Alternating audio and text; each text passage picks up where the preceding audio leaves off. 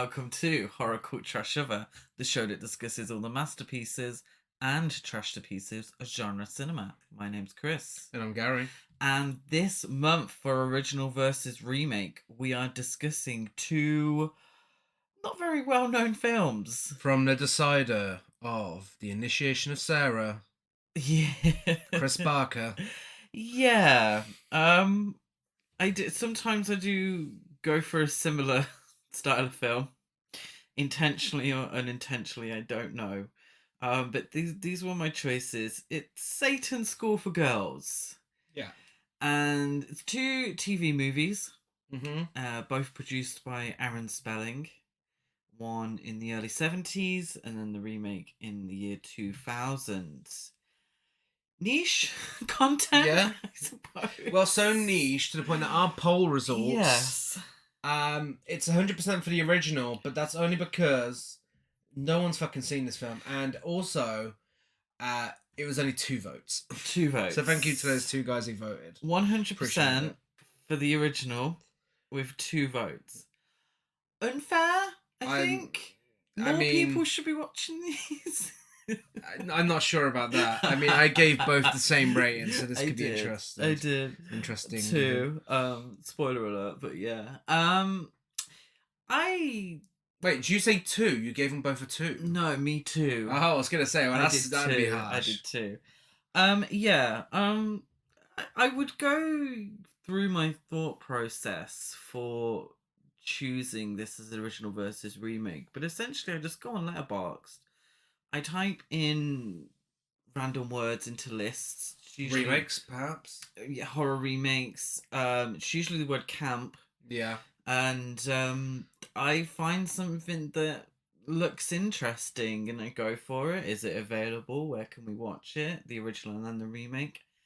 Went for it. Shannon Doherty's in it. You know, Kate Jackson. Well, do you know what? It weren't a terrible choice. I mean... We're probably not going to remember them this time next year. Absolutely not. You know, this is definitely one of 2 of the films, should I say, where in a year's time, Gary's going to mention it in some way, and I'm like, "What's that?" I only remember The Initiation of Sarah because these films reminded me of both the original and remake of Initiation of Sarah, and also the camp mind telekinesis flip thing in the remake. Well, you know who was in the remake. Who? Oh, Jennifer Tilly. Jennifer Tilly. I mean, Morgan Fairchild didn't slay that much in the original to be forgotten. And again, I liked both of those films. Yeah. But, yeah. They're very much TV movies. And I've found now that TV movies can be quite hit or miss. Well, I mean... These are American TV. And we've discussed it on the podcast, so I'll just discuss it briefly now. TV movies as they exist in America don't exist here, really. Not really, no. So it's kind of weird that these kind of films that are horror films, but then also like family entertainment, but not family entertainment. There's more to be said on that. Let's start off with Satan's School for Girls, 1973. Directed by David Lowell Rich. Who made The Concorde Airport 79, The Defection of Simas Kuderka, That Man Bolt, Infidelity, That Man Bolt, Convicted, episodes of The Twilight Zone, Mission Impossible, Wagon Train, and more. Yeah, Infidelity was his last film. Mm-hmm. Starring Kirstie Alley. And if I remember correctly, it has a very weird synopsis. So it's got Kirstie Alley in and Robert Englund from 1987. I think it's a TV movie again. Yeah. A man comes home to see his wife window washing, and he is surprised to find out that she is a Latin scholar. She has been dropping hints that she has been cheating with another Latin scholar. Now he must become fluent in Latin to win her back. Okay. And I think that Kirstie Alley's having an affair with Robert Englund, which makes this a must-watch, in my opinion. Well, I mean, we don't like Kirstie Alley, but... She's dead now. We like Robert England. We do like Robert Englund.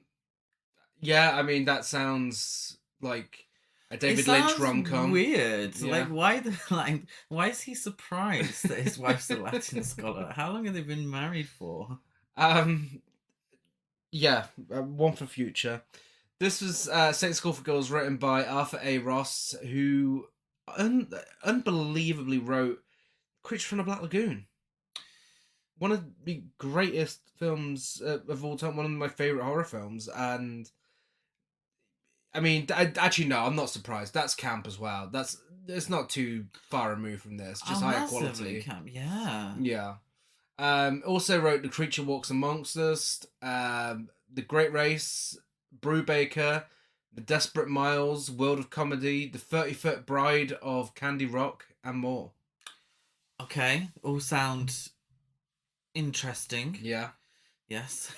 Unknown budget, and it was made for TV. First aired as ABC's Movie of the Week. Yeah. ABC's Movie of the Week. ABC's Movie of the Week. I mean, yeah, I can't quite imagine BBC One's Movie of the Week. It's yeah, you wouldn't get this kind of thing on UK TV. No. I'm assuming here it would have been a straight to video. Yes. Well, in 1973. It probably just wouldn't have aired here. It just wouldn't have been a thing until later on. It may have cropped up on VHS. Movie of the Week was narrated by Dustin Hoffman. Okay. And some of the films included are Seven in Darkness, The Over the Hill Gang, The Monk, The Young Lawyers, The Spy Killer, Daughter of the Mind, The Ballad of Andy Crocker, Foreign Exchange, Along Came a Spider, Carter's Army, Mr. Jericho, Never heard of them. The Old Man Who Cried Wolf, No. The Over the Hill Gang Rides Again. It's given the same energy as what was that film? We hated it, but it had a great cast. Sally Field was in it. Home for the Holidays. Home for the Holidays. Yeah. Yeah. Yeah. Maybe it just doesn't translate. Made for ABC, baby. Made for TV movie of the week. Well, I mean, if we go on the IMDb list for ABC Movie of the Week, and if we can sort by popularity, okay, can you? Then we will find out what is the most popular of them all. Okay. And it turns out you can do that. And I can tell you the most popular ABC Movie of the Week is... Drum roll, please. None other than Steven Spielberg's Duel. Ah. What the fuck? That was a TV movie. I had no idea. Yeah. Wow. There you go. What was second most popular? The Legend of Lizzie Borden. Ooh. So were they all like horror? Trilogy of Terror was one of these. Oh, Karen Black. Don't Be Afraid of the Dark. That got a remake. Oh, so they're all...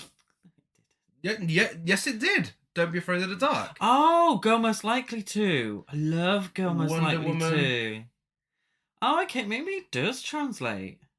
I mean, Duel is very popular. Yeah. Killdozer, which I think should be a future podcast film. $6 Million Man. I mean, I knew about that when I was younger. Which? $6 Million Man. Well, that was a TV series, wasn't it? It must have been made into a TV series. But yeah. Oh, okay. Very, very interesting. Wow. I mean, I was going to say... Home for the Holidays, by the way. Oh, there you go. I was going to say, it's a marathon I'd never want to do, but actually I don't know so much. Maybe we need to give it a go. I want to give it a go. Of these. I've always wanted to see Duel, so... And they all, I mean, I know actually Go Most Likely To is a comedy. And they've all got... A comedy about murder. I mean, some of the ratings as well aren't terrible. There's a few few in the sevens on there. Okay. Yeah, so there you go. Maybe misunderstood. If you're American and you listen to this, we've just completely wasted your time because you already know all of that. But if you're British, then you're probably just as surprised as we are. Biggest gasp, Duel being a TV movie. There we go. Well, I knew it was a TV movie. I didn't know it was ABC Film of the Week. Bloody hell. So let's get to our first feature presentation, ABC's Movie of the Week. This academy has its own tradition. It has been here, in this very place, for over 300 years. Some rodents break under the pressure, sooner others later, but without exception, all are driven to various forms of psychotic behavior. Oh, come on, Roberta. You can't believe they all committed suicide. 3 girls from the same school?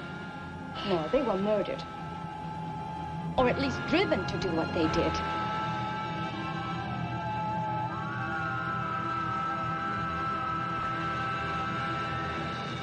Yes, so we start with a mysterious person seemingly chasing young student Martha Sayers.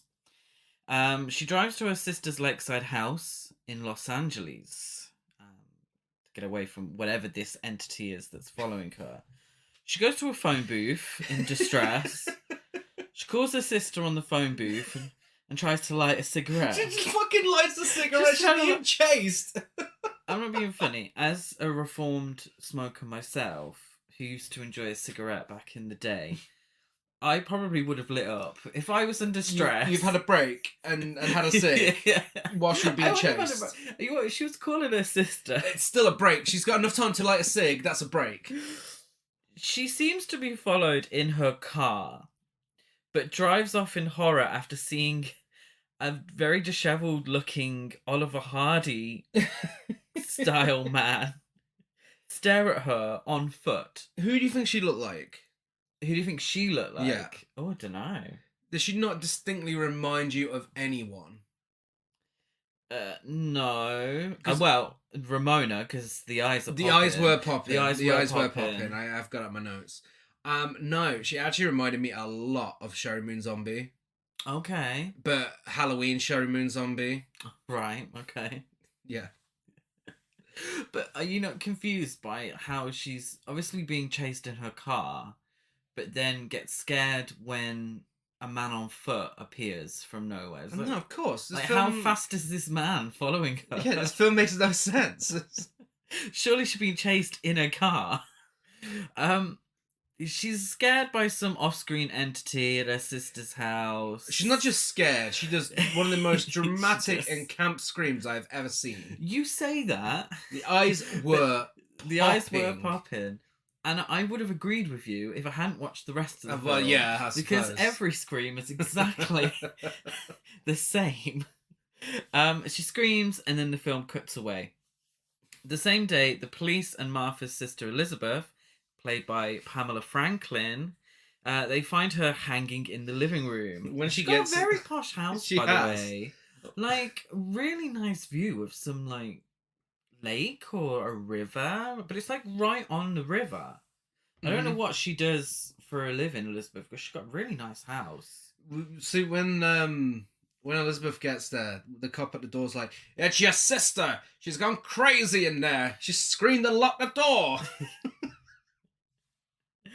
The police rule her death as an unmotivated suicide, but as Elizabeth refuses to believe this and investigates further. So, I'm just laughing at my note I have here. Do you have anything down about this scene? I have a few bits. Like, the fact that she lists off a bunch of better times when she should have killed herself? She does. She just reels off a list of more suitable times for her sister to commit suicide. She kind of committed suicide now because this happened and she didn't kill herself then. So why would she kill herself now? Like, not sure how that works. How is that the honey. first thing you're thinking of? Exactly. I'm not sure how that works. We actually see Martha hanging from the ceiling, by the way. Kind of. Now, don't tell anyone. Don't shop us in. But we did watch this on a YouTube video. Yeah. I mean, how else? I know. But her body was blurred in the YouTube video. So obviously, and it was, trust and believe, that video was monetized. Because there was a fucking advert every fucking 10 minutes. Someone is making a lot of money on this film. When you say that, I don't think it's got that many views. Clearly, only 2 people voted. But yeah, it was blurred out. But still, I was a bit shocked. I was like, oh. Because knowing it was a TV movie, I was like, what, you see her hanging? Yeah, so clearly blurred out so it doesn't get reported. The policeman says to Elizabeth, "Oh, you do admit that she was a melancholy girl," which, by the way, Melancholy Girl is a great name for a band. Like, It's a great name for a song. Steal it, Gary. Steal it. I expect Melancholy Girl to be on your first album. The policeman also says, "I'm sorry, the case is closed." And Elizabeth, because she's a bit of a queen, says, "Not for me, it isn't." Love it. Pamela Franklin. I'm not sure about the hair. I'm not a huge fan of the hair. Are you not? It's different to everyone else's, but it's like a short. It's not really a bob. It's very close to her head. I'm just not sure if it suits her. Oh, I don't know. She's giving me girl boss energy. House down boots. She's giving Rizzo from Grease, hair wise, not the rest, but hair wise. Yeah, Pamela Franklin. She was the niece in The Innocents when she was quite young, and she played one of the main schoolgirls in the prime of Miss Jean Brodie. Oh. So Elizabeth decides to visit the exclusive academy that Martha attended. And I'm not making this up. The Salem Academy for Women. If the film weren't called Satan's School for Girls, this would still be a dead giveaway. Despite warnings from Martha's roommate, Lucy Denbrow. Lucy isn't very good at acting unsuspicious. No. Which is exemplified by the camp zoom in on Elizabeth's face after Lucy turns to sip some tea. Like, Elizabeth's like, "I don't know what's up with this bitch." Also, of course, it's called the Salem Academy for Women. Why is she surprised something fishy is going on? Under the assumed name of Elizabeth Morgan. Maybe you should have changed your first name as well, but maybe to stop any confusion. I'm sure if I went undercover, if someone kept calling me Clive, I'd get a little confused. I don't know why she didn't just call herself Karen Oxford. Karen Oxford. I wonder if any other film has got that idea. She enrolls at the college, where she is welcomed by her classmates, Roberta Lockhart, played by Kate Jackson, Debbie Jones, played by Jamie Smith Jackson, and Jodie Keller, played by Cheryl Ladd. Now, Kate Jackson and Cheryl Ladd both went on to star in Charlie's Angels. Yeah. Which was an Aaron Spelling production. So Aaron Spelling, really prolific TV producer, father of Tori Spelling. Mm-hmm. And he produced 90210, he produced Charmed, he produced Charlie's Angels, The Mod Squad. I think he did Dynasty, if I remember correctly, but, you know, very prolific in TV. Very much so. Thanks to his involvement and Kate Jackson and Cheryl Ladd, the film has the amazing tagline, "Before they were angels, Cheryl Ladd and Kate Jackson attended Satan's School for Girls." I also like the other tagline, "Murder or suicide." Done. That's it. Murder or suicide. The tea is absolutely spilt when they all admit that they're hot for the fine arts teacher. And they all drink from a huge wine glass. And they all refer to the headmistress as Dragon Lady. And if you take a shot every time you hear Dragon Lady, fucking hell, you will not be standing up. Well, speaking of the Dragon Lady herself, Elizabeth meets the feared headmistress, Mrs. Jessica Williams, played by Jo Van Fleet, who talks a lot about tradition and has a very suspicious phone call after Elizabeth leaves. That hair is styled to within an inch of its life. Rita from Coronation Street. Not a single hair is out of place. And Jo Van Fleet won the Oscar for Best Supporting Actress for East of Eden. And she thought she was getting another one with this. She's trying for it. She wants that Emmy. Elizabeth becomes intrigued with a painting of Martha in a dungeon-like room. Paint's awful, by the way. Debbie, who painted it, is terrified of the painting and claims she just invented the background.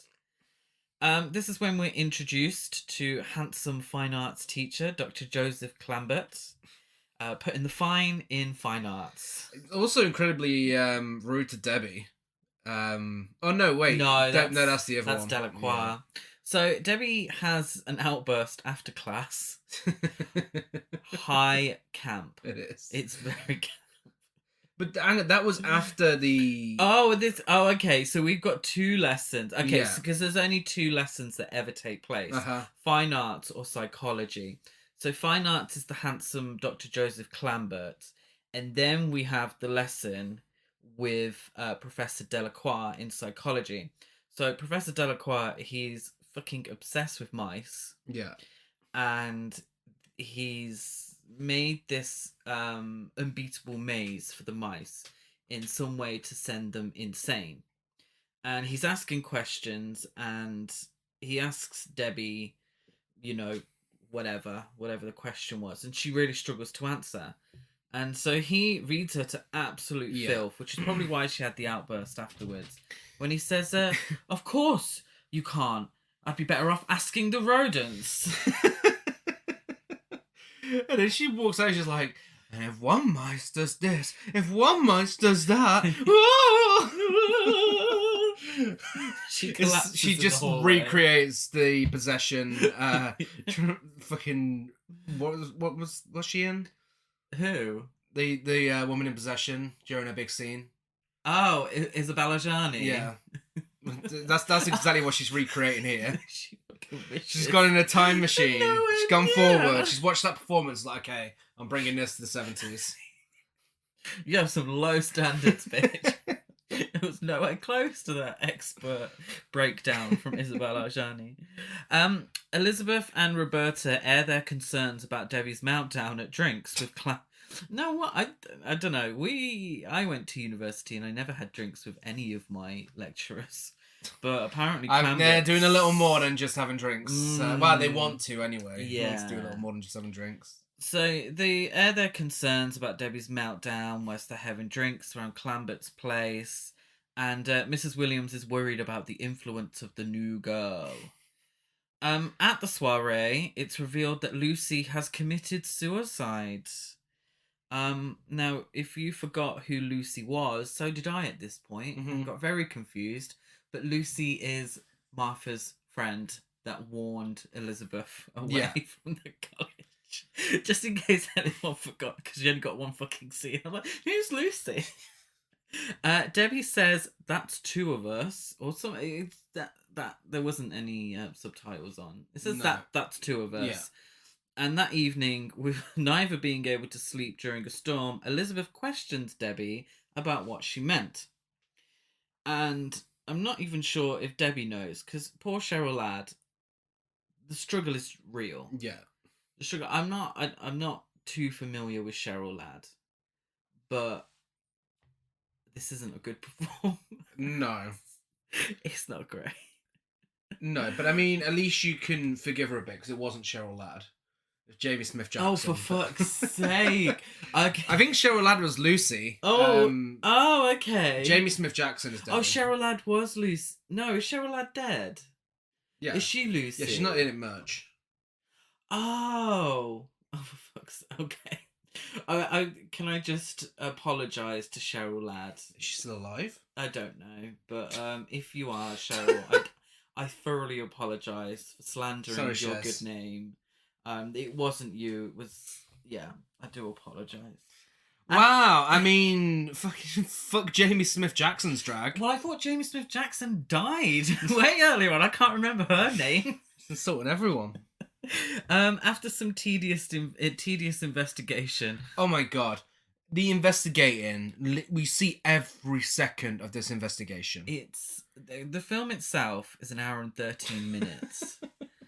And when I say tedious I fucking mean tedious investigation. There is no rhyme or reason for us to have her creeping around this fucking campus so slowly. It's pretty much pitch black as well. So I know I'm meant to be making notes, but wake me up when this is over. She ends up finding an identical setting to Debbie's painting of Martha in the cellar, when she is accosted by a man with a sharp weapon, and she flees. Now, this is Delacroix, isn't it? We only see his hand. No, but then we see him afterwards. No, we don't. I swear we do. No, it cuts to an ad break. Okay. Well, it turns out it is Delacroix anyway, but we do only see his hand to begin with. Elizabeth confronts Debbie, and she tells her that she has nothing to do about it, and hysterically throws her out of her room. My English was terrible in those notes. Nothing to do with it. Nothing to do with it. Nothing to do about it. She got nothing to do with it, and then hysterically throws her out the room. Roberta turns up and very flippantly tells her about 8 women who were hanged in some sort of cellar during the Salem witch trials, but it's probably not the cellar of the college. Salem College for Women. Okay. Delacroix lectures on the mice again, and this time very passionately about driving the mice to insanity and murder. Come on, red herring. And they all like kind of start making fun of him and laughing because he's really getting into it. And he says, "I wonder if Debbie would take this experiment so lightly." Because of this, Elizabeth suspects that, and the rest of us suspect that Professor Delacroix is responsible, considering his eccentric and mildly sadistic behaviour. She airs her suspicions to Roberta, and they agree to go to the cellar that evening. Do you care to Yes. give a little Elizabeth to their says, exchange? Elizabeth says, "But what if I'm wrong?" To which Roberta says, "That's not what scares me. What if you're right?" That evening, Debbie sneaks out of the college and runs away into the night, giggling for some reason. Again, this is so slow. So much of this film is women very slowly creeping around a very dark campus. Yeah. And we're barely able to see. Elizabeth returns to the cellar with Roberta, and they locate a hidden room in a hidden room next to the cellar, in which they find Debbie's dead body. And that reaction shot from Pamela Franklin is high camp. She looks like she's just spat a bad fart. Roberta, she looks like she's trying not to laugh. Okay, Roberta, and spoiler alert, she's in on it, Roberta. Okay. But did you have to make it so obvious? It's like Kate Jackson could not be arsed. I mean, I assumed that was just her bad acting, but no, she was genuinely laughing because she fucking did it. Yeah. I had to go back on my notes because I was reading Kate Jackson to absolute filth. I was like, why is she acting so bad? She's just making it obvious. But that reaction shot, I mean, even better than Martha's at the beginning, I think. Yeah. The girls tell Mrs. Williams about Debbie's death, and she pretends to call the sheriff. God, every fucker's in on it, aren't they? They tell her that Debbie looked to have committed suicide. But I'm not sure how apparent that was from what we saw. It just looked like she was slumped in the corner. So I don't know how they know. Also, they wake Mrs. Williams up in the middle of the night. And that hair, still, she's a perfectionist. 100% intact. Yeah, it's incredible. She's got to make sure it looks great at all times. Absolutely. I'm assuming that she has it by her bed and puts it on. I don't think it's a wig. Definitely a wig. Definitely a wig. One of my favourite wigs of all time. No, yeah, it is actually. One of my favourite Dolly Parton quotes, and I'm paraphrasing, is when somebody asked her about how long it takes to do her hair, and she says she wouldn't know because she's not there when it happens. Elizabeth and Roberta find the files for the dead girls in Mrs. Williams' filing cabinet that she apparently keeps in her front room. Like, she's not even in an office. This includes Debbie, who literally just died. So they're very suspicious now. Elizabeth deduces that all the dead girls' parents are also dead. So that's a link between them. Roberta says, "So are mine, but you don't see me killing myself over it." I don't know what this film has with people killing themselves over dead parents, but it's brought up a few times.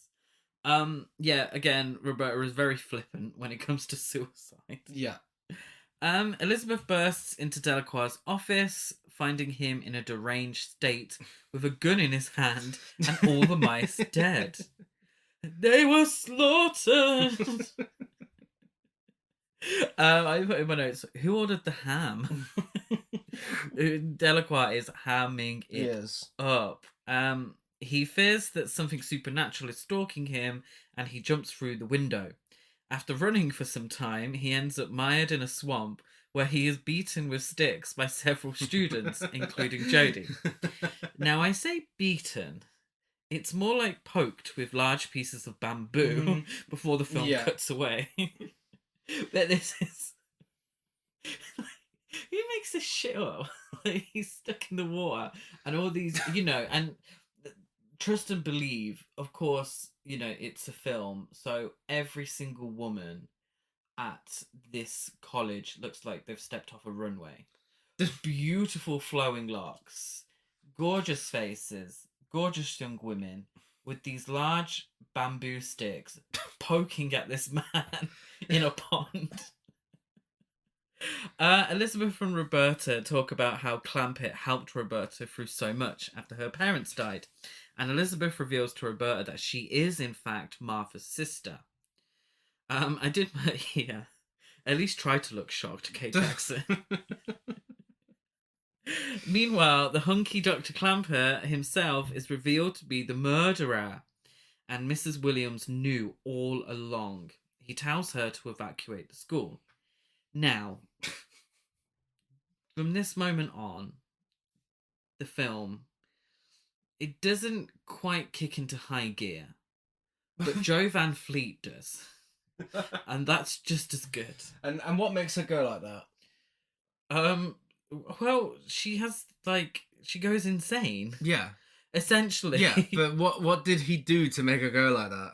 What? Give her a nice big smile. His mind control in this film is literally just him smiling at people, and then they go insane.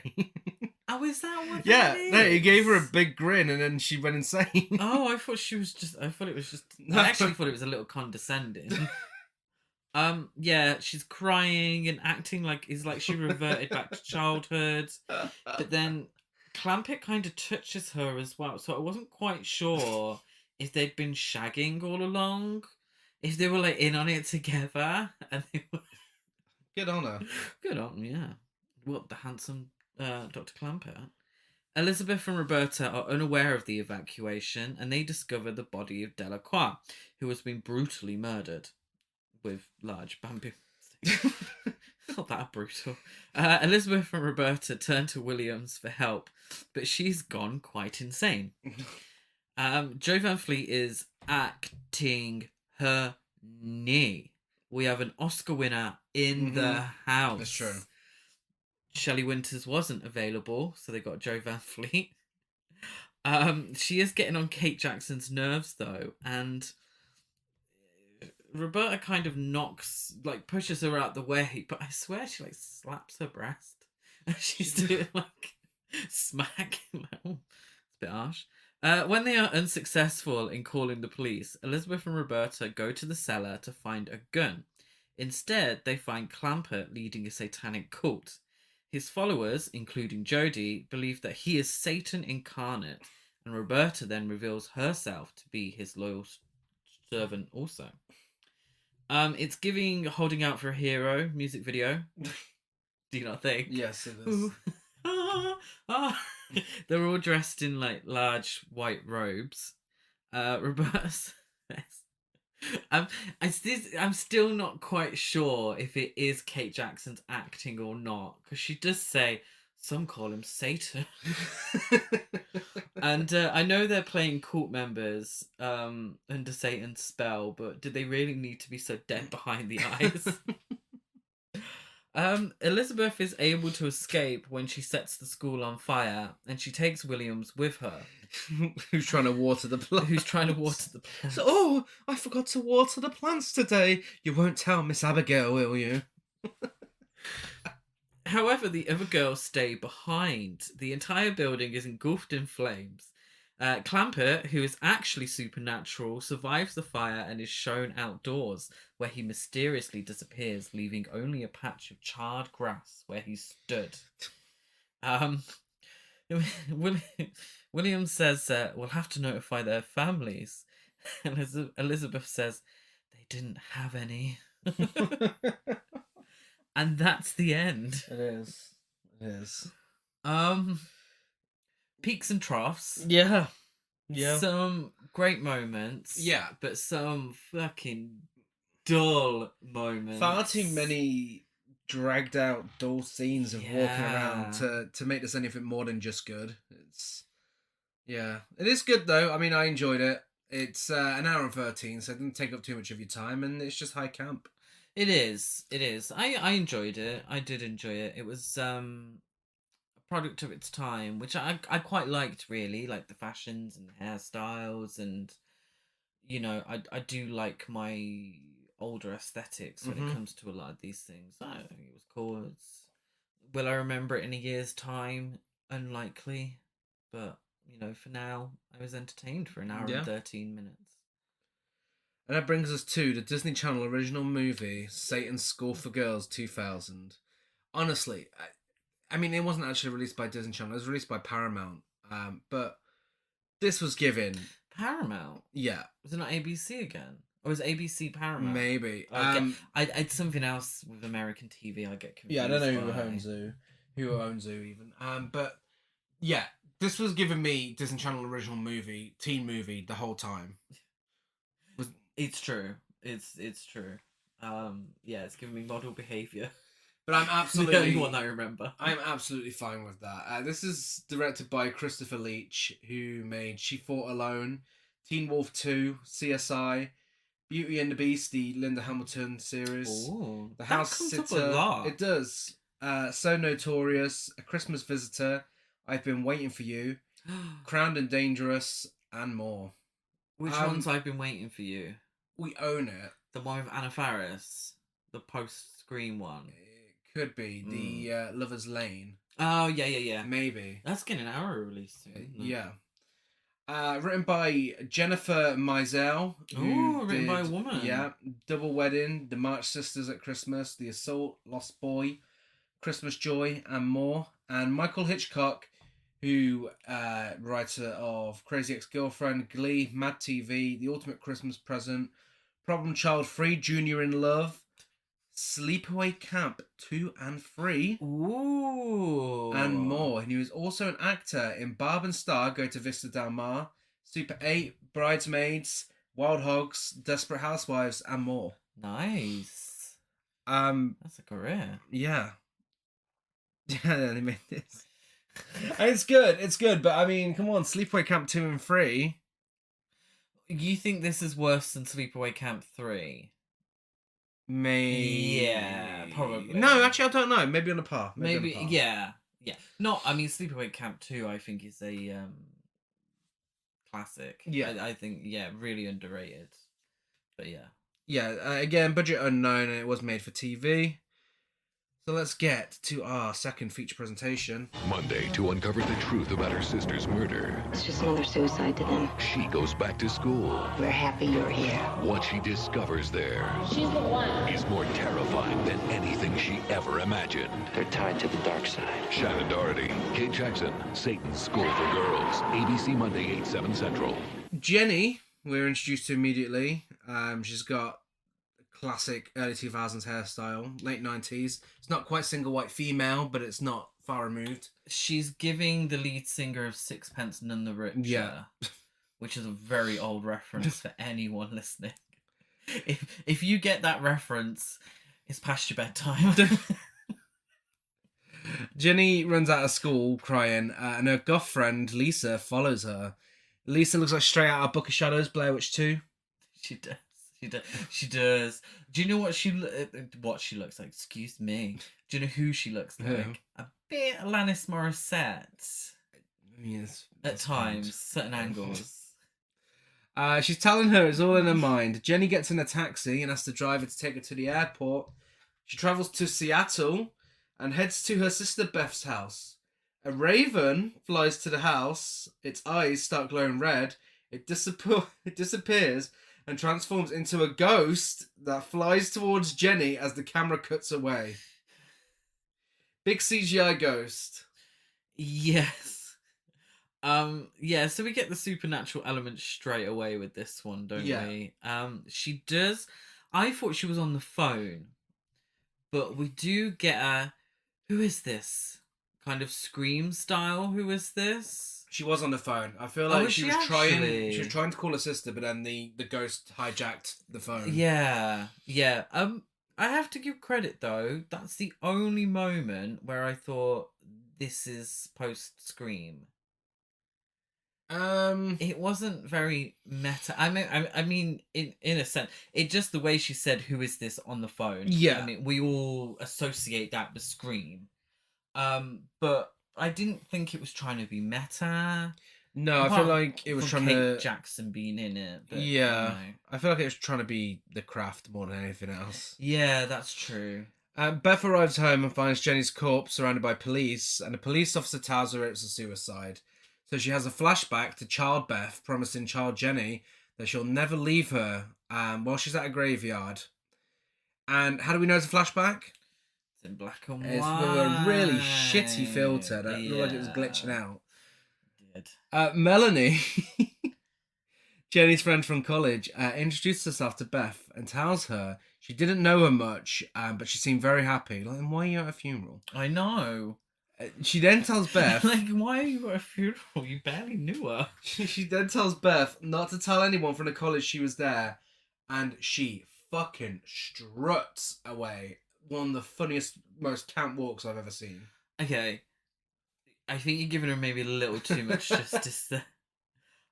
She walks away like she's desperate for a shit. She's walking like Ramona on the runway. While being chased by a raven. She's not strutting. She's touching cloth. I think she thinks she's strutting. I think she thinks she's power walking. The raven appears and chases her to a car, and we get a zoom in on her face to indicate that she's about to be killed. High camp. And then we immediately cut to Beth, who's like, first Jenny's suicide, and now Melanie dies of a heart attack.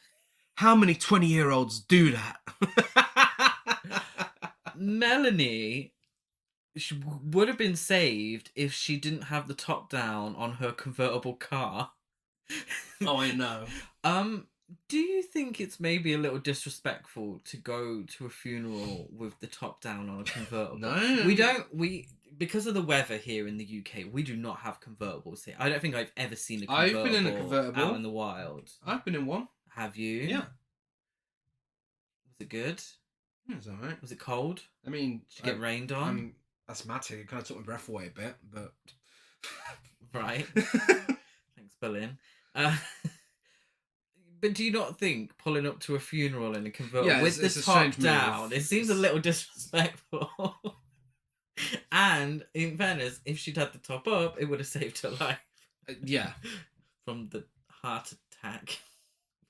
Right, okay. Yes. Beth speaks to a guy called Ruben, who we later realise is her boyfriend. Wasn't very clear at this point. He gives her a fake ID with the name, and brace yourselves, Karen Oxford. Karen Oxford. I mean, can you get more camp than that? She's going undercover at a college, and her name's Karen Oxford. Mm-hmm. Yeah, she's going undercover to find out what's going on, what's going down. Ruben doesn't think she should go, but she's not having it, so she dons her full Karen Oxford apparel, and it is the most early 2000s outfit you'll ever see, and she goes to college. The whole film is all proper early 2000s fashion. Shannon Doherty, 29 at the time. Of course. She bumps into a guy called Mark, and he's like, I went to school with a Susan Oxford. Are you related? And she's like, no. He's like, of course not. She was nowhere near as cute as you. Oh. Fucking nightmare of a chat line. Immediately like, fuck off. So he works at the college, doesn't he? But he goes to the college across the road. Yeah. All the men's college across the They road. did not need to give him that much character development. Yeah. Well, he's seemingly a love interest, but Like, he didn't need No. to be. He could have either been one or the other. He could have just gone to the one over the road, or he could just work there. It's fine. or we just didn't have to have a man Yeah. in this film that wasn't necessary. Beth has a meeting with the dean, played by Kate Jackson. Was that Kate Jackson? Yeah, she's or improved a bit. Was it Laurie Metcalf? Because Wow. trust and believe she looked exactly like Laurie Metcalf. She did. And sounded like she put on a southern accent Uh-huh. for the role too. Yeah, immediately she brings up about Jenny's suicide. The dean tells her Jenny was one of the most troubled kids she's ever met. Now, it's something I forgot to mention when we were talking about the original, but it's very much the case here. Why the fuck are both of these women gone to these colleges and immediately like, so I'm here to investigate what's going on? Like, okay, how is no one clicking on that they're a little suspicious? Well, they're not necessarily saying that's why they're there, but they are suspiciously nosy. Yeah, they're like, proper nosy immediately. bitches.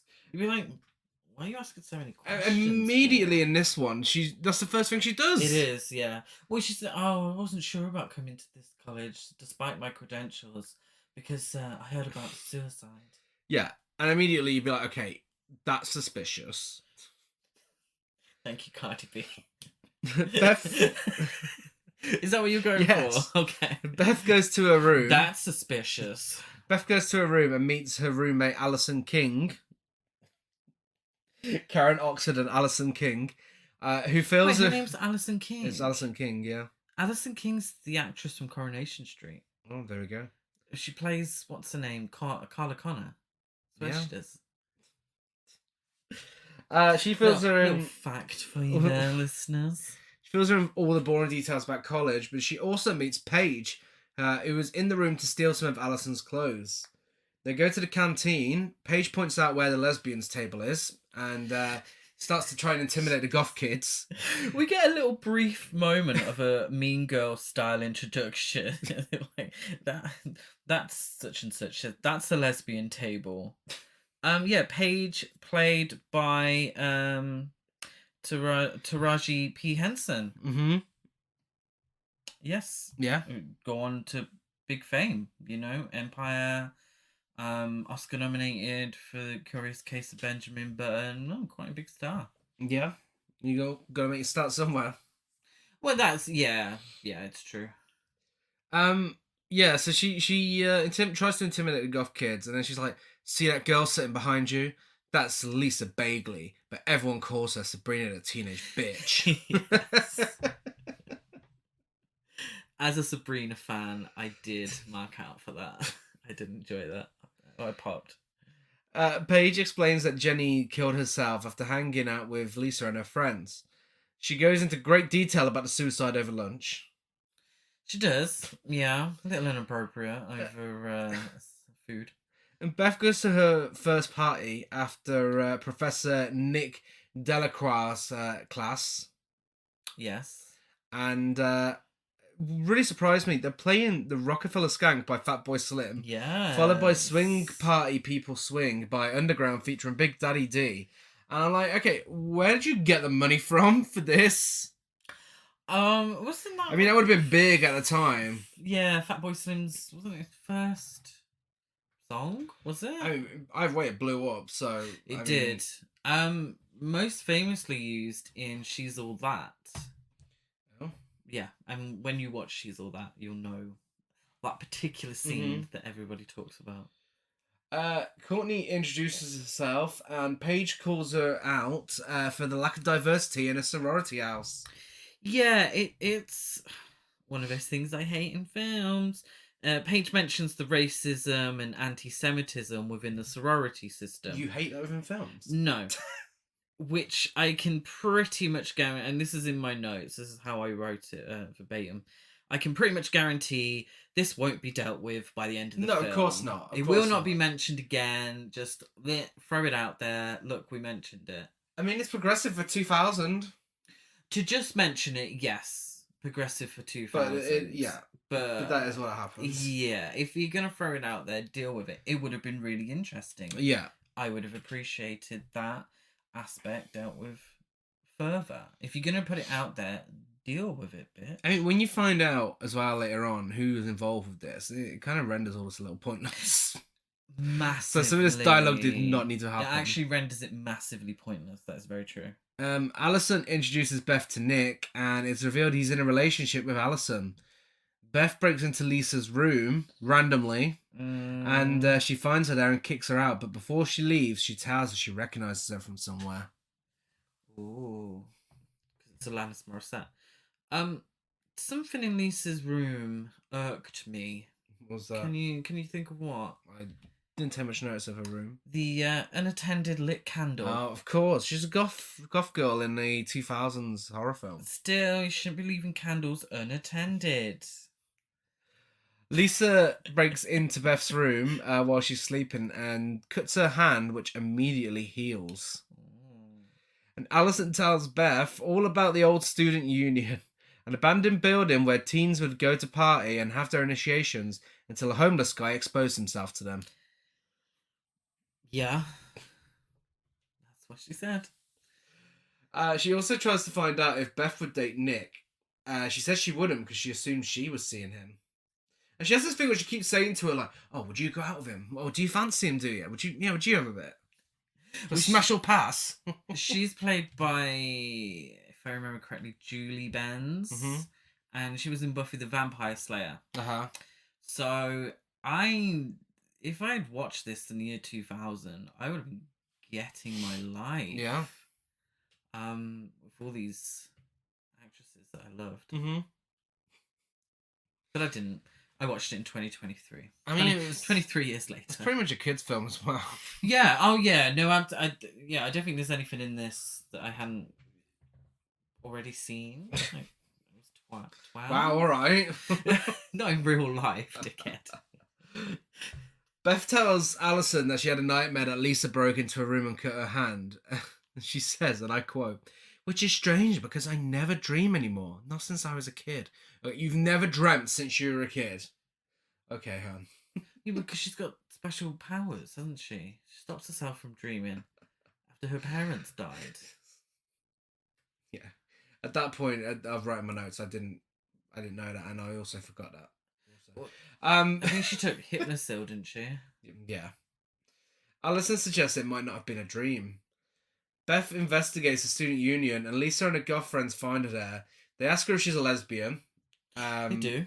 Lisa says that she'd be happy to try anything once, but then tells her to stay away from her and her friends. The thing is with the goth girls is that the only thing that makes them goths is they wear black. Yeah. And the sort of face makeup and their hair's kind of styled the same, but they wear black, and there's a couple of Herman Munster shoes on the go. Yeah. I mean, this is very much, like I said, Book of Shadows, Blair Witch. Oh yeah, absolutely. By way of The Craft. Uh-huh.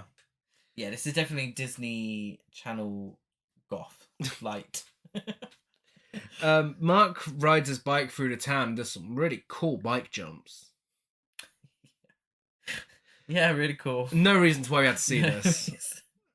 He finds just wasting my time. I'm claiming back my time.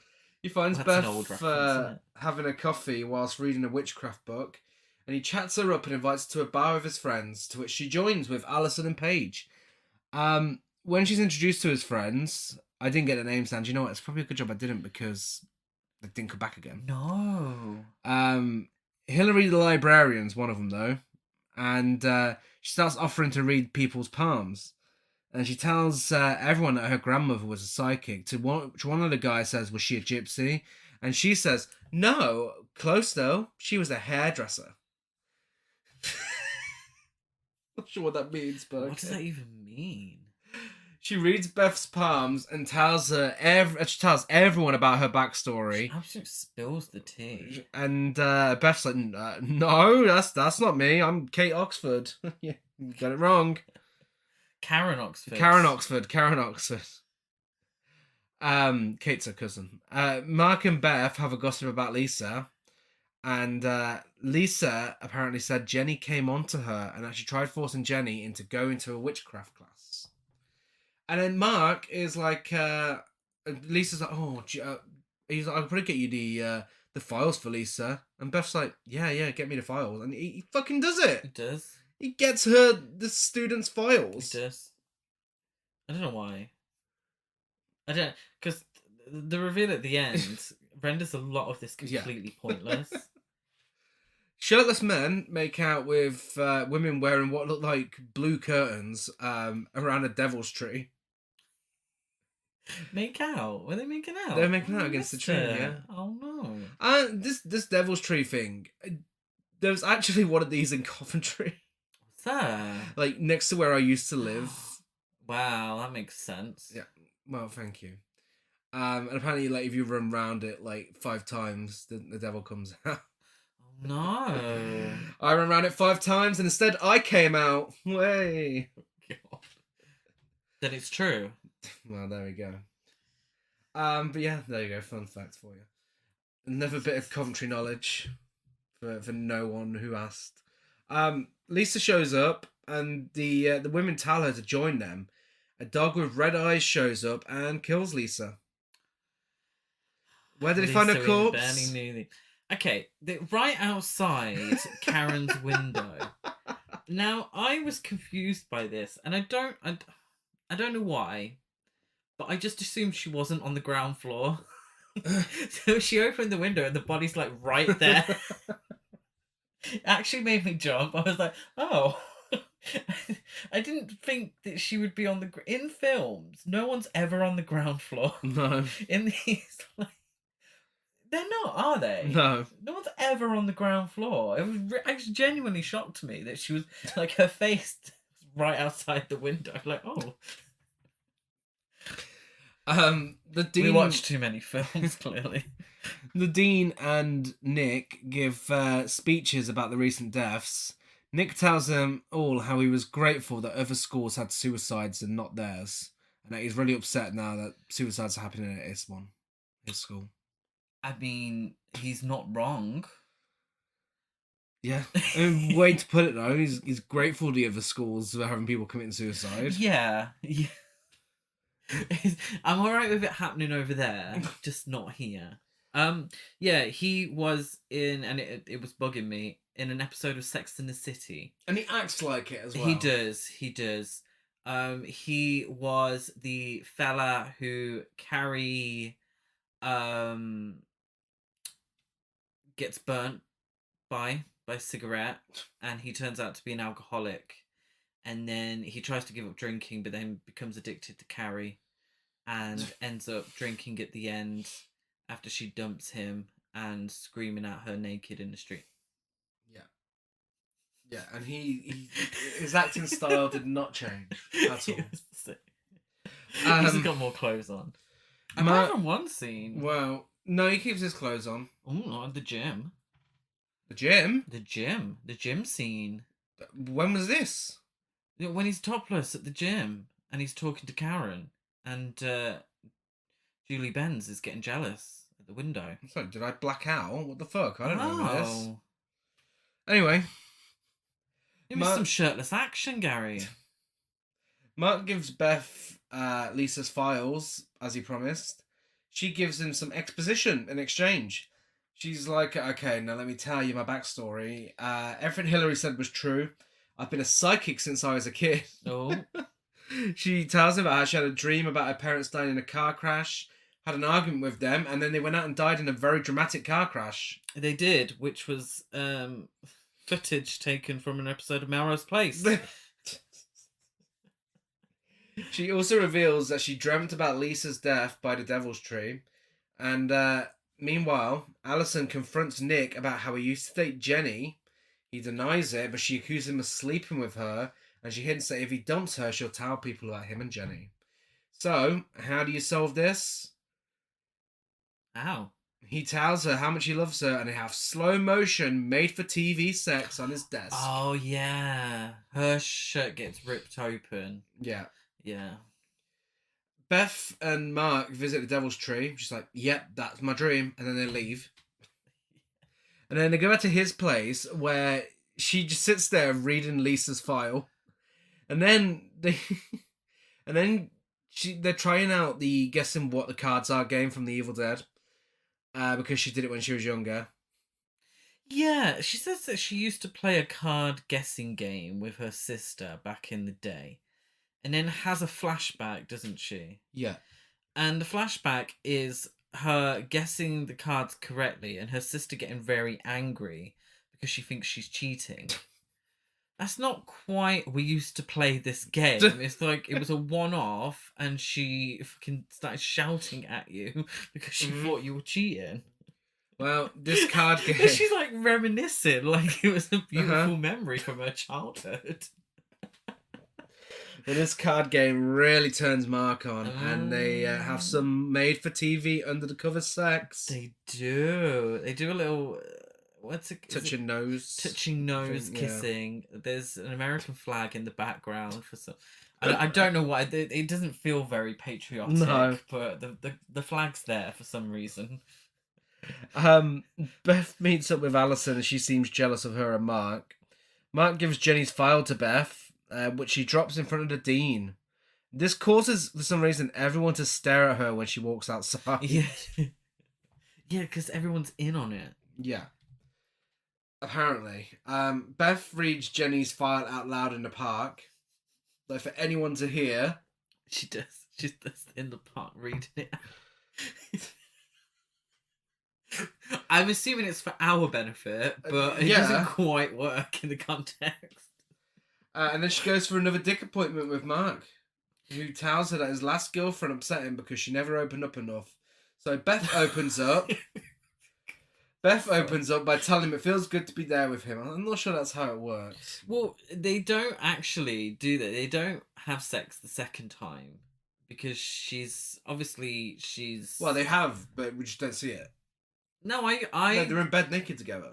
Yeah, but she says, "Is that okay?" And then they just spoon. What? Yeah, because We're watching different films. She's obviously going through emotions at the time, and she doesn't feel like it. / she already got the information she needed, so she don't need to show them again. We go back to the Devil's Tree, where Alison, Paige, Courtney, and Hillary, who has a CGI transformation from wolf to human, welcome the fifth person to their gang. It's them. They're in the cult. Surprise. Yes, one of them's naked for some reason. Yeah. You get some butt cheeks. Well, she was a wolf. I mean, wolves don't wear clothes. But why does she have to be a wolf? I'm not understanding this part of it where someone has to be a wolf or a raven or this, that, and the other. Like, I suppose it's to kill people, but who has she killed as a wolf? Why is she randomly as a wolf? Is she not actually killing anyone? It's because it's made in the year 2000 and more is more. And if you can turn into a wolf that can kill people, why are you turning into a raven to give someone a heart attack? It's true. In a convertible. Everyone knows that doesn't happen to 20-year-olds. It doesn't. Beth goes to the library and stares at a picture of 5 girls. Nick shows up and explains it's a secret society. A society that is... 5 girls is the healthier version of 5 guys. Yeah.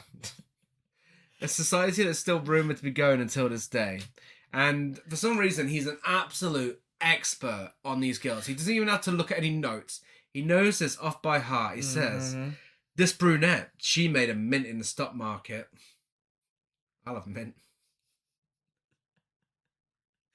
Maybe the most niche reference ever on Everyone's this seen podcast. the S Club 7 interview. And the blonde in the middle, she became a major newspaper. Oh, no, hang on. The brunette made a mint in the stock market.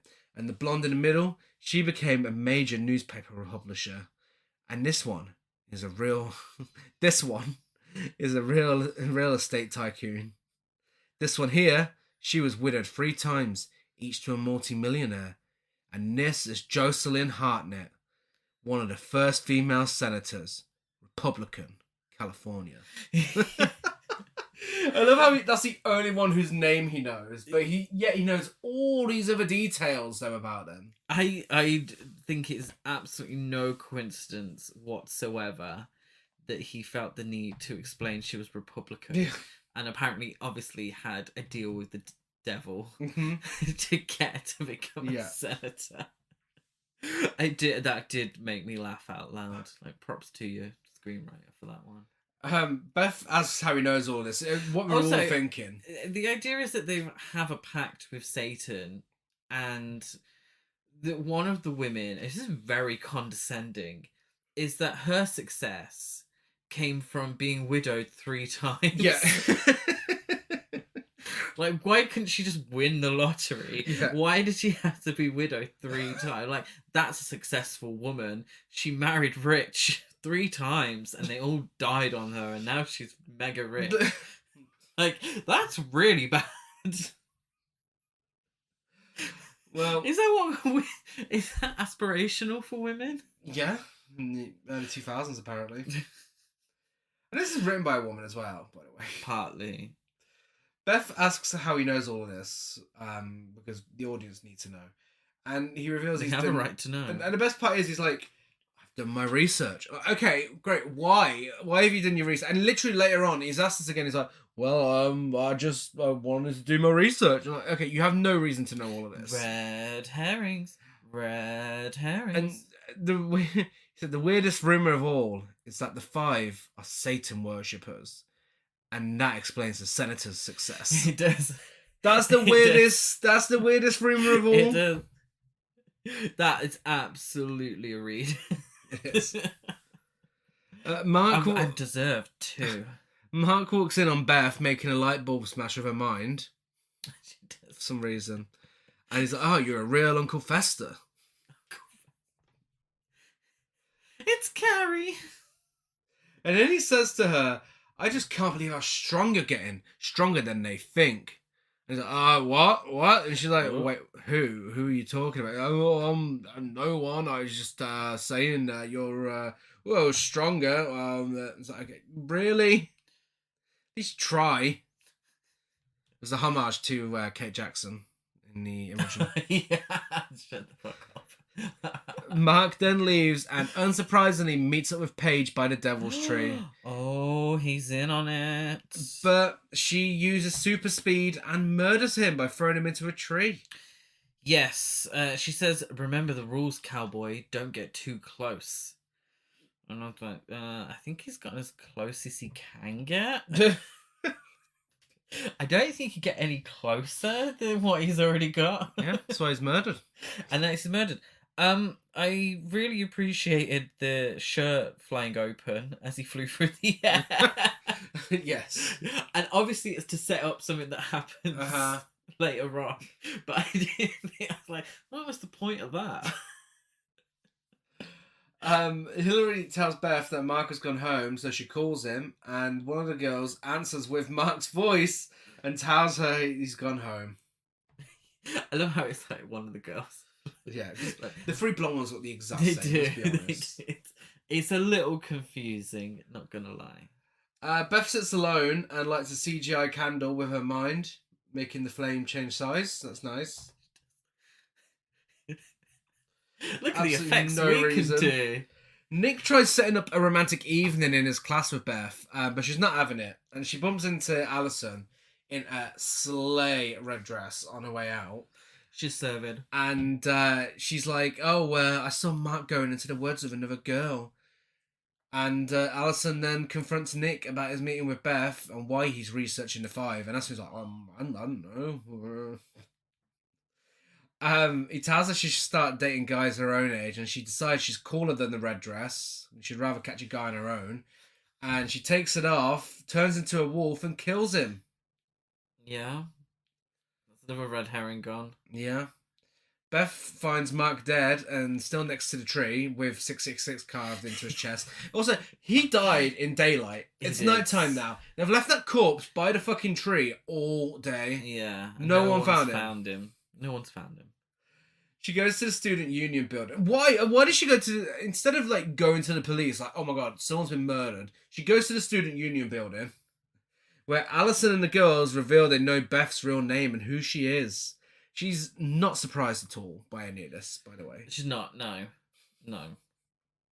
The dean shows up and reveals she's also in the cult. And she tells Beth the master has been waiting for her since she was born. Okay, so I got a few questions here that you're probably not going to be able to answer. Number one, is the Dean meant to be a previous generation's 5? And that's how one of the 5 in a previous generation. And that's why she's Dean of the school. Maybe. Number 2, if they're only the 4, why do they keep calling themselves the 5? It should be the 4 because they want Shannon Doherty to join. Yeah. And then they become the 5. So it's just the 4. Yeah. So the only reason they kept referring to themselves as the 5 is because the goth girls needed to be red herrings. Right, okay. So I know. If it is the case that she's from a previous generation, then they could have written this in as a sequel rather than a remake. That's true. Oh yeah, because she could have been. Yeah. Yeah, that's very true, actually. The Dean reveals they had Beth's family killed to bring her to them. Again, she's not bothered by this whatsoever. I mean, you'd be pretty fucking fuming, surely. Yeah, exactly. Beth's parents, Jenny and Mark, all show up and then disappear shortly after. Yeah. The 5 girls and the Dean all change into big camp robes and they begin Beth's induction to the 5. And she plays along for a bit, but then she makes a chandelier explode and electrocute all the girls before setting them on fire. And then electrocuting and killing the Dean.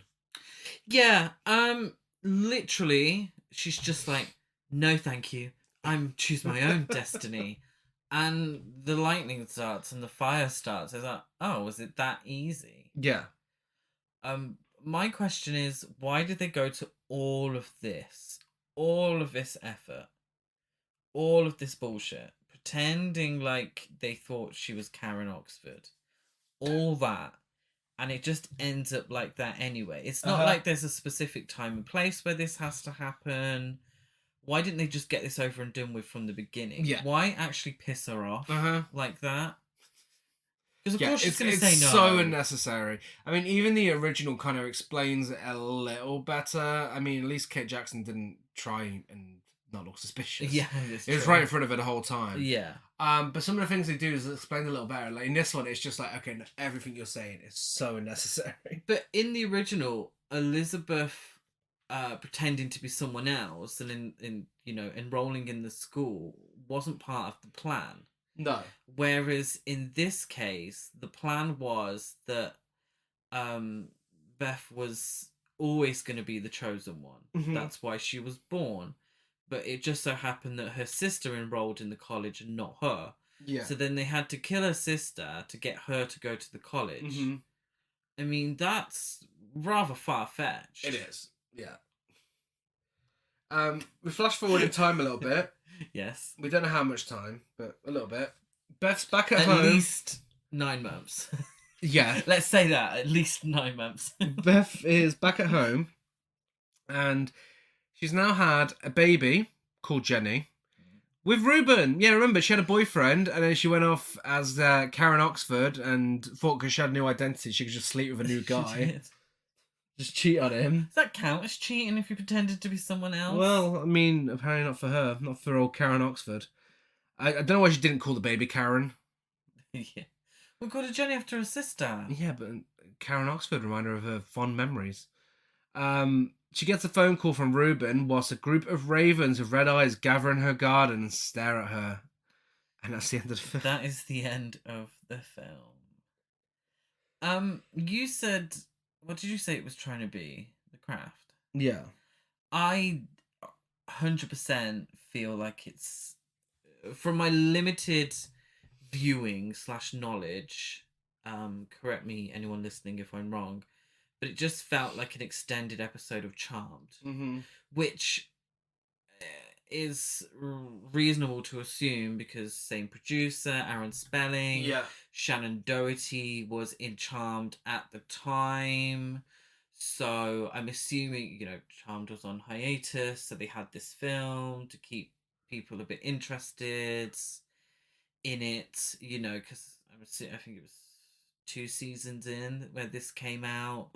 So I feel like it was just going for an extended episode of Charmed. That definitely makes sense. And it was fine. Yeah. It was fine. I know we just read it to filth, but it's more fun when you're watching it. Yes. I mean, I kind of felt nostalgic for it, even though I didn't watch it when I was younger. It's one of those films, like, it's got all those early 2000s sensibilities about it. It's like, it matched up with everything that we'd have watched back then.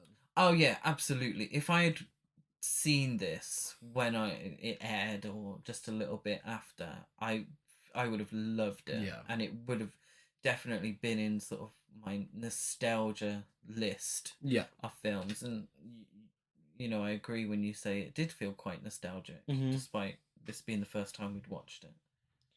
Well, let's find out who's going to win when we get to the awards section of the episode. Starting with cinematography, scares, fashion, and soundtrack. Because the kills, no, we're not wasting our time. Neither would win. Yeah, that's true. I mean, scares is barely in there. Yeah. 1973 has that wonderful, creepy 70s charm to it. It's the cinematography is great. The soundtrack is so over the top for what it is. I mean, there's some scenes where very little's going on, and the soundtrack's like, "Dah!" It's true, yeah. I did like the soundtrack in that sense. It was it didn't quite match what was on screen, but I No. did appreciate it. Both films are TV movies. Yeah. Both films look like TV The movies. 70s one kind of had a little more grittiness to it. Like, it looked like a 70s horror film still. Yeah. It kind of looked like you'd see the trailer on like a trailer show, like the AGFA. That's you know. true. Just to sort of say, we watched both of these films via YouTube. Mm. Neither is 4K Ultra HD Blu-ray, so they were both kind of a little crappy quality. Yeah. So in terms of the cinematography, it obviously wasn't 100% what the filmmakers intended because of the quality of how we'd watched it. But you know, I do think the 70s one, I like that aesthetic. I did, but then I also really like the 2000s aesthetic. Again, it's very nostalgic. Well, both of these films are far too camp to be scary. So I mean, I guess it gets a tie for scares. Lack thereof. I suppose if we were to mention a kill, Mhm. my favorite kill would be the friend in the cemetery, just for camp value. But yeah, there's not really any kills. So there's not actually, again, yeah, like you said, there's not really any scares. Fashion. Now, this entirely depends on what decade you prefer for fashion. Because in the 70s one, people look like they've been to a vintage clothes store in 2023. This is what people dress like now. If you go to the Northern Quarter in Manchester. Absolutely. They were on their way to see Haim at Coachella. Yeah. Apart from Elizabeth, who had the short cropped hair. Yeah. Everyone else had lovely, long Michelle Phillips, you know, straightened, flowy locks. Yeah. Everyone looked amazing. Oh, they and did. In 2001, it's that high camp, early 2000s fashion. You've just been to a new metal gig. You're going to Blue Banana with your pocket money. And you brought a new goth outfit. Yeah, for one end. Then the other end of the spectrum. others are like Tori Spelling, Clueless. Yeah. The Craft, you know. Long skirt, big chunky shoe, a cute top. Yeah.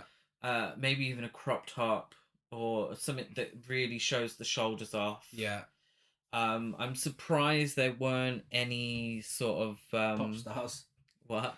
Angsty female pop stars. Angsty female pop stars. They're all dressed like them. Yeah, it's true, but I'm surprised there weren't any like what were they called, like the bands, like the flower bracelet thing. God, from the late 90s. They all should have been carrying Furbies. They should have been.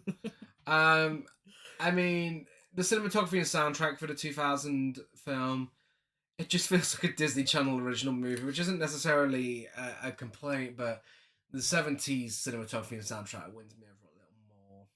Just gives that more of a feeling of a horror film. That's true. That is true. So yeah, I'd give it to that. I mean, for scares, like I said, it's a tie. Fashion, I'm gonna have to give it to the 70s, I think. I'm gonna give it to 2000. Okay. Yeah. Soundtrack. I love Rockefeller Skank. I do love that song. And it's probably the only part of the soundtrack from 2000 I remember though. So I'd have to go with the 70s for that one. Okay. So bringing us on to. Oh wait, who did you give cinematography to? 70s. So that brings us to the characters. And we have Elizabeth and Beth, played in 1973 by Pamela Franklin and 2000 by Shannon Doherty. This is a difficult one, I think, because I think both actresses do a good job. They do. For I me, mean, the character's not huge. no. I mean, for me, Shannon Doherty was a little lifeless in some scenes. A I mean, smidge, maybe. Pamela Franklin, she was determined, she was camp, she was over the top, she was there to solve a mystery. Bitch did what she needed to do, and I was living for it. Yeah, that is very true. Shannon Doherty did kind of feel like she was contractually obligated to do the film. And with all due respect, she did look maybe a bit too old for the role. Whereas I actually think Pamela Franklin looked the age she was meant to be to be able to go to college. Yeah, and both roles are pretty much the same. Yeah. Really, maybe 2000 was fleshed out a little more with the backstory. But I do think that the character was a bit I don't know, more and interesting's not really the word I'm looking for in either case. No. Bit more gutsy in the first film, you know? I don't know. Yeah, I'm going to give it to Pamela Franklin. I think so, and I appreciated her performance. Next up, we have Debbie and Lisa, the one girl that you think might be the friend that she's going to stick with and solve the mystery with, but then is dying early on. You agree? I do, yes. 1973, Jamie Smith Jackson. Shut the fuck up, And in 2000, Victoria Sanchez. I mean, Jamie Smith Jackson, that freak out scene was something. It was. Yeah. High camp. Yeah, it was definitely high camp. Victoria Sanchez, decent goth. I got no idea. Yeah, she didn't do much. No. I mean, it's at least it's a sort of subculture on film. You know, I think if anything with the original, all the girls kind of felt the same. Yeah. At least with the 2000, it was something a little different. It was a subculture. It was a different kind of character, but then also she must have had like 4 minutes of screen time. Yeah, 3 lines. I feel like even though the character wasn't memorable, the performance was memorable. Yeah, in the 70s one. So. Yeah. No, that's in the 70s. I mean, that was more memorable because of the meltdown. Yeah. I mean, maybe not for the right reasons, but no. I'm gonna give this is what we appreciate on this podcast. I'm gonna give it to the original just for meltdown alone. I agree. That is true. Yes. We have Roberta and Allison in 1973, played by Kate Jackson, and in 2000 by Julie Benz. I mean, Kate Jackson wasn't good, was she? She was dead behind the eyes a lot. I think she was maybe also contractually obligated to be there. Yeah. Or Margot Kidder wasn't available. Yeah, I'm not a fan of that performance. No, but Julie Benz, I mean, she's all right. She committed. I liked how sort of American schoolgirl she sat. I don't know if that's her actual voice, but it's almost Jennifer Tilly-ish, her voice.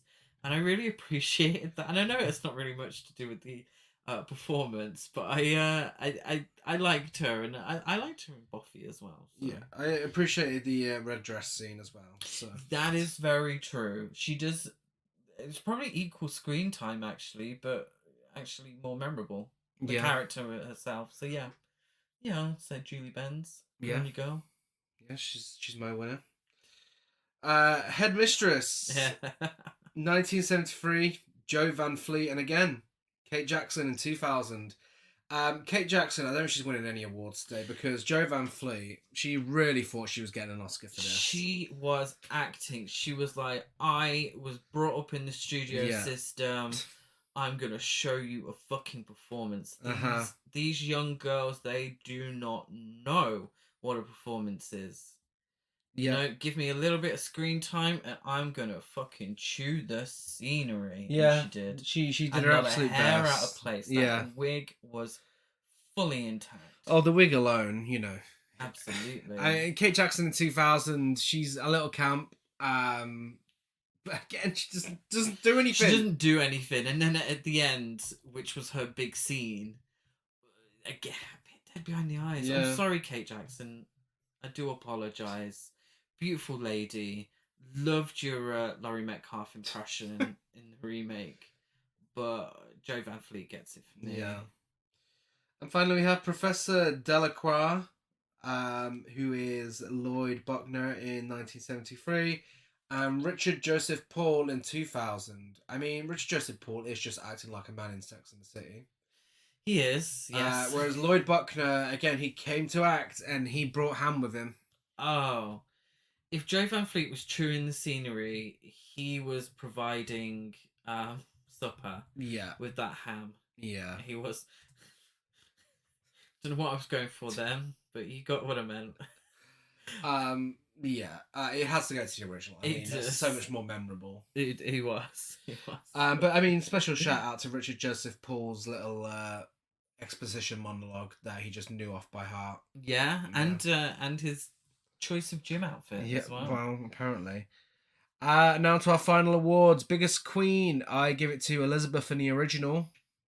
Yeah, Elizabeth in the original, I completely agree. Not conforming to the long hair rules and setting bitches on fire the old-fashioned way. Yeah.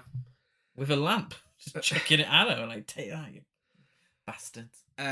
Biggest gasp. I give it to the hand with the razor appearing in the investigation scene because I was so bored up until that point that something happening just made me gasp. I'm going to give it to Martha's hanging corpse in the original. So shocking that YouTube had to censor it. Yeah. Or can I just give a little special mention to the surprise when I realised that Shannon Doherty's a room was on the ground floor. Because that was actually genuinely sort of like, oh, she's outside the window. I wasn't sure if that counted, but it did catch me off guard. Yeah, you can give it a tie. It's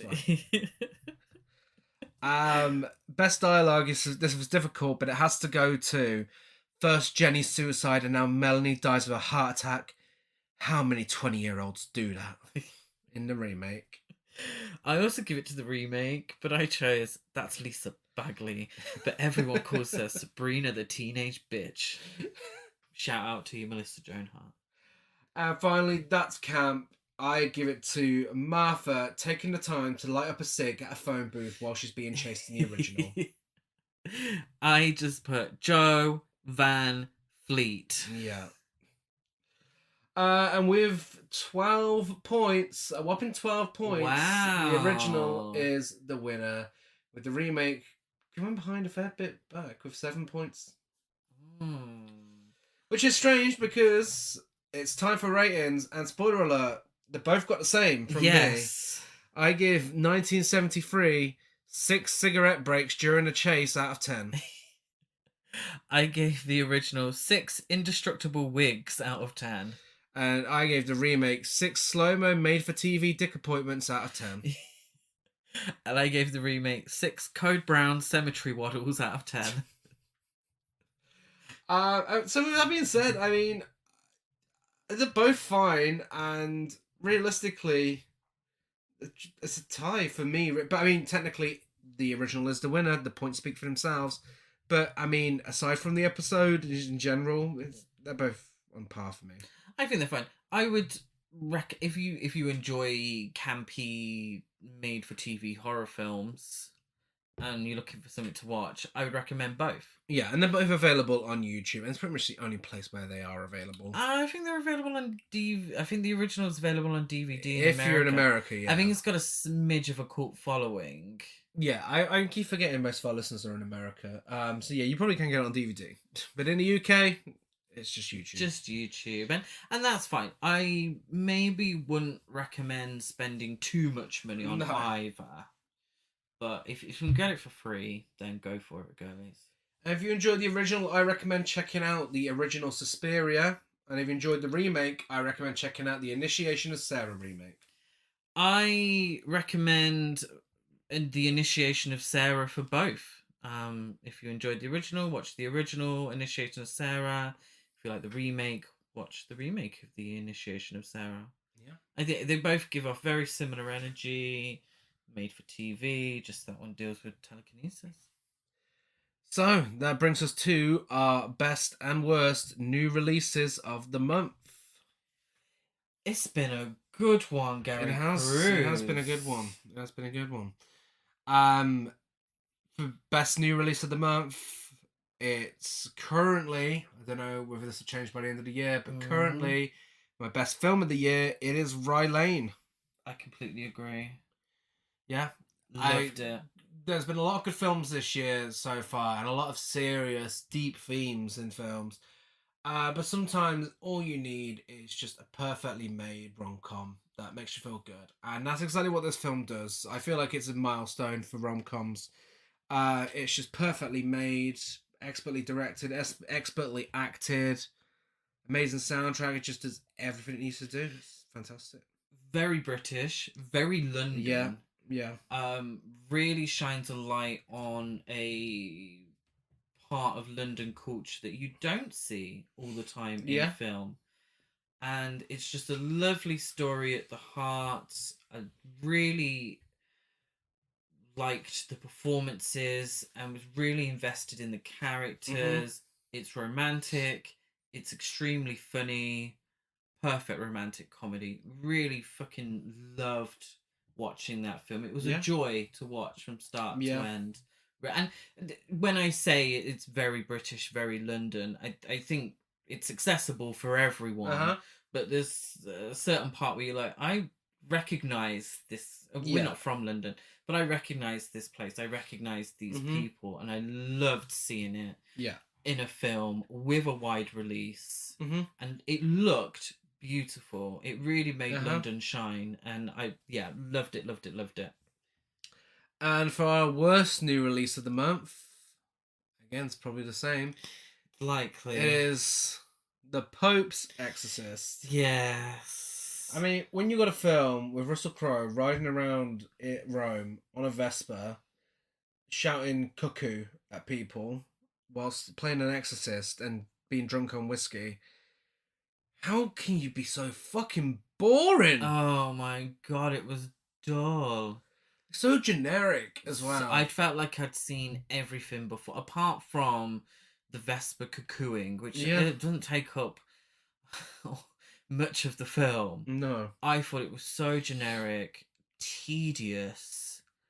I was expecting trash to piece, and it was nothing of the sort. It was absolutely dire. It really, it felt like a chore to watch. Really didn't like it. Yeah, it wasn't entertaining at all. And it sets up 199 sequels. I shit you not. Actually sets up 199 sequels, and one of them is being made. So, the audacity of that director. Can you imagine? Honourable mentions, and this isn't just new releases, this is just everything we've watched. But there are a few new releases in here, including the BFI Flair films. But if you want to hear us talk about them, go listen to our episode where we talk about them. Evil Dead Rise, again, cemented the franchise as the franchise that never fails. and another fantastic sequel. And I think for Best of the Month, that came a very close second Yes, for you. it was definitely. Absolutely. I really enjoyed it. It was everything I wanted from an Evil Dead film. Um, and, you know, if we get more sequels like this, I think the franchise is in very good hands. Yeah, Really, it is. really enjoyed it. Very fun film. Super Mario Brothers, the 90s and the animated one, because I think the 90s deserves a shout out, because I don't think it's as bad as people make it out to be, but it would make a good podcast episode. Yes. I remember Super Mario Brothers, and I'm a big Super Mario fan, and it's not a Super Mario Brothers film. No, it's not. It's not. But it is a good film. Well, it's a decent film. Yeah. And the animated one, anyone who went and seen that and gave it a bad review, you probably shouldn't have gone to see it, because I don't see what the problem could be. It is literally a film with Super Mario Brothers references and a small storyline, and it's just everything it needs to be. It's fun. Yeah, I really enjoyed it. You know, is it groundbreaking? No. Did I have a fun time? Absolutely. Yeah, sometimes it's fun just to have a and fun film. You know, if you love Super Mario Brothers, you're gonna love the film. Yeah. Not every film is made for everybody. Although it's the most successful animated film ever at the box office. It's doing well, yeah. You know, so, you know, props to you. Hollywood Vice Squad. Yes. Yeah, that's fun. It was fun. I was a little disappointed that Carrie Fisher wasn't a prostitute in it. Yeah. She was an undercover cop. I would have liked to have seen a little more. Hollywood Vice Squad feels like it's the film that Fierce City wishes it was. Yes, that's true. Southland Tales. You love it or you hate it. I loved it. I liked it. Yeah. I liked it. It was yeah, got a little lost up its own arse. It's very weird. It's very weird. I did appreciate it, actually. Peyton Place. Oh, you know I love a melodrama. Mm-hmm. And this is one of the best. Yeah. Really enjoyed it. Soap opera realness. I Want to Hold Your Hand, Robert Zemeckis' directorial debut, which was so much fun with Nancy Allen. Yeah, absolutely. Not recommended for people wearing headphones, though. No. A lot of screaming in that film, but I enjoyed it. It was fun, you know. Identikit, weird, surreal, Elizabeth Taylor art house film. Oh, the kind of film that I didn't realize existed. Yeah. And when I found out it did, I had to watch it, and I was not disappointed. No idea what was going on. No. But in the best way possible. Liz Taylor slays, and she's one of my favorite actresses. And I loved it. I loved it. If you have in any way similar taste to me, I'd say please go out and find it and watch it. Renfield was good. I'm pleased to report. Yeah, it was alright. It was good. It's fun. Again, another film where it's just literally just a fun time. Yeah, it was alright, yeah. 90 minutes, fun time. Nicolas Cage being all camp as Dracula, you know? Yeah, it was alright, yeah. Moonchild. Yeah. Props to them for creating something so ambitious on a micro budget. I do, yeah. We've gone on a bit of a thing recently, and it's a kind of genre I didn't really know existed. The shot on video, homemade style, horror film, and I've liked a lot of them actually. And you know, they are what they are. And if they're a fun time and they don't last 2-3 hours, then it's good. Props to you. Guess Who's Coming to Dinner? Yes. I really liked that one. Catherine Hepburn, fantastic. Sidney Poitier, Spencer Tracy. Yeah, I really enjoyed that one. Missing. A very loose sequel to Searching, which was intense. Yeah, like, I didn't think I was going to be as invested as I was, but I was on the edge of my seat. And I'm not the kind of person who is always on the edge of their seat. Yeah. So, really well done. And I can say the exact same about How to Blow Up a Pipeline. Completely agree. exactly. And we watched them as a double bill. Yeah. You know, I was sweating by the end of that double bill. Bloody hell. And that's it. If you want to tell us your favourites of the month or your least favourites, or for some reason you want to talk about Satan's School for Girls, we're Horror Cult Trash over on Facebook and Instagram, and Horror Cult Trash on Twitter. I'm Deadite Gaz92 on Letterboxd, Gazmo205 on Instagram, and GazCruise92 on Twitter. I am Chris Barker823 on Instagram and Letterboxd. And we're also Gasp Horror Fest across all social media. We're drawing closer, and tickets are still available, so go check it out and come along and say hello. Yeah, come see us in person. If you're That's your biggest selling point. If you're brave enough.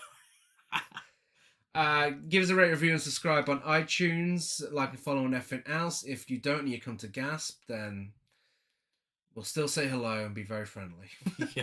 But please be nice and give us 5-star ratings. Yeah. Next month for original versus remake, we will be discussing the classic that is The Omen alongside its remake, with Mia Farrow giving that film a way better performance than it deserves. Julia Stiles given the She film. does. She does. Well, I haven't seen it since the day it came out. I'm interested to see how this holds up. Yeah. I just remember it being the exact same as the original.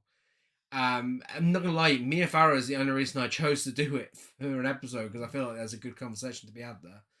But yeah, we'll soon find out. Yes. And on Tuesday we'll be back with Starship Troopers. Yes, Paul Verhoeven classic. Yes. So we'll be back same time, same place on Tuesday. Bye.